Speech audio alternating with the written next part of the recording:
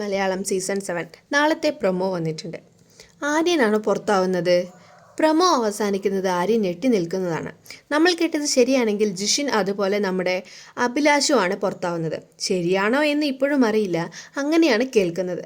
ഇവർ രണ്ടുപേരും പുറത്താകുന്നത് എന്നുണ്ടെങ്കിൽ അത് ശരിക്കും പറഞ്ഞാൽ ഒരു ഷോക്കിംഗ് തന്നെയാണ്. പ്രത്യേകിച്ച് നമ്മുടെ ജിഷിൻ പോകുന്നത് ഞാൻ ഒട്ടും വിചാരിച്ചില്ല. എന്തായാലും ജിഷിൻ ഉൾപ്പെടെ 2 പേര് പോയി എന്നാണ് കേൾക്കുന്നത്. നാളത്തെ എപ്പിസോഡ് വരെ നമുക്ക് കാത്തിരിക്കാം, അല്ലാതെ വേറെ വഴിയില്ലല്ലോ. ആരാണ് പുറത്തു പോകുന്നത് എന്നൊക്കെ നമുക്ക് ഇന്ന് അറിയാം. പക്ഷേ പ്രൊമോയിൽ നമ്മുടെ സ്പൈക്കുട്ടൻ വരുന്നുണ്ട്. പിന്നെ ഒരുപാട് പേർ ഞെട്ടുന്നുണ്ട്. അവസാനം ഞെട്ടുന്നത് ആര്യനാണ്. പെട്ടെന്ന് കാണുമ്പോൾ ആര്യനാണോ പുറത്താകുന്നത് എന്നൊക്കെ തോന്നും. ആര്യൻ ഇപ്പോൾ പുറത്തു പോകാൻ ചാൻസ് ഇല്ല. കാരണം ആര്യന് അത്യാവശ്യം സപ്പോർട്ടൊക്കെയുണ്ട്. ഗെയിമറാണ്.